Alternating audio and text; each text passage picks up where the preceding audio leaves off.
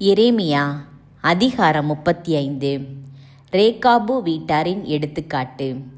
யோசியாவின் மகனும் யூதாவின் அரசனுமான யோயாக்கீமுடைய நாள்களில் ஆண்டவரிடமிருந்து எரேமியாவுக்கு அருளப்பட்ட வாக்கு. நீ இரேகாபு குடியிருப்புக்கு செல், அவர்களோடு பேசி ஆண்டவரின் இல்லத்தில் அறைகளுள் ஒன்றுக்கு அவர்களை அழைத்து வா. அங்கே அவர்கள் பருகிட திராட்சை ரசம் கொடு.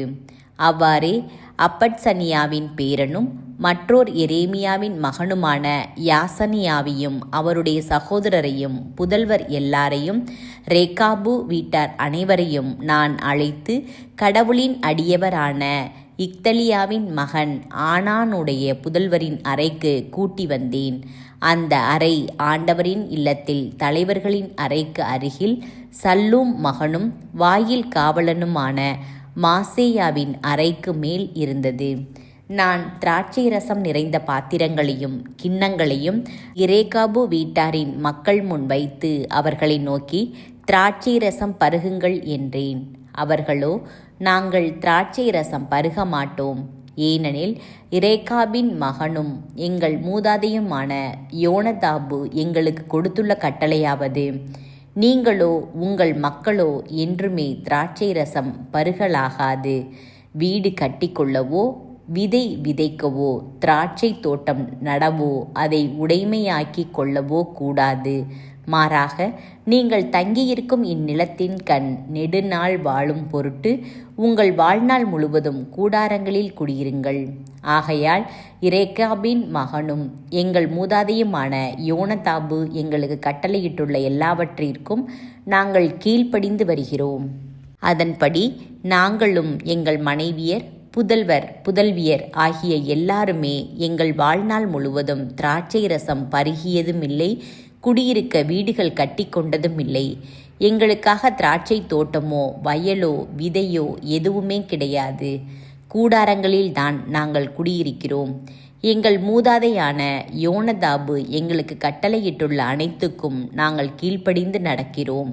ஆனால் பாபிலோனிய மன்னன் நெபுக்கத்நேசர் இந்நாட்டின் மீது படையெடுத்து வந்தபோது, வாருங்கள், கல்தேயர் படைக்கும் சிரியர் படைக்கும் தப்பித்து கொள்ளுமாறு எருசலேமுக்கு ஓடிப்போவோம் என்று நாங்கள் சொன்னோம். இவ்வாறு எருசலேமில் நாங்கள் தங்கி வாழ்கிறோம் என்றனர்.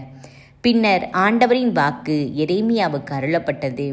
இஸ்ரேலின் கடவுளாகிய படைகளின் ஆண்டவர் இவ்வாறு கூறுகிறார், நீ போய் யூதா மக்களையும் எருசலேம் குடிகளையும் பார்த்து, நீங்கள் என் அறிவுரையை ஏற்று என் சொற்களுக்கு கீழ்ப்படிய மாட்டீர்களா என்று கேள் என்றார் ஆண்டவர். திராட்சை ரசம் பருக வேண்டாம் என்று ரேகாபின் மகன் யோனதாபு தம் வீட்டாருக்கு கொடுத்திருந்த கட்டளையை கடைபிடிக்கப்பட்டு வருகிறது. அதன்படி இன்று வரை அவர்கள் திராட்சை ரசம் பருகுவது கிடையாது. இவ்வாறு தங்கள் மூதாதையரின் கட்டளைக்கு அவர்கள் கீழ்ப்படிந்து வருகிறார்கள். நானோ உங்களுக்கு திரும்ப திரும்ப சொல்லியும் நீங்கள் எனக்கு செவி சாய்க்கவில்லை. இறைவாக்கினனான என் ஊழியர் அனைவரையும் நான் உங்களிடம் மீண்டும் மீண்டும் அனுப்பி வைத்தேன். இப்பொழுது நீங்கள் அனைவரும் உங்கள் தீய வழியினின்று திரும்பி வாருங்கள். உங்கள் செயல்களை சீர்படுத்தி கொள்ளுங்கள். வேற்று தெய்வங்களை நாடி சென்று அவற்றை வழிபடாதீர்கள். அப்படியானால் உங்களுக்கும் உங்கள் மூதாதையருக்கும் நான் கொடுத்துள்ள நாட்டில் நீங்கள் வாழ்வீர்கள் என்று அவர்களை சொல்ல வைத்தேன். நீங்களோ எனக்கு செவிசாய்க்கவும் இல்லை, கீழ்ப்படியவும் இல்லை. ரேகாபின் மகனான யோனதாபின் மக்கள் தம் மூதாதையரின் கட்டளைகளை கடைபிடித்து வருகிறார்கள்.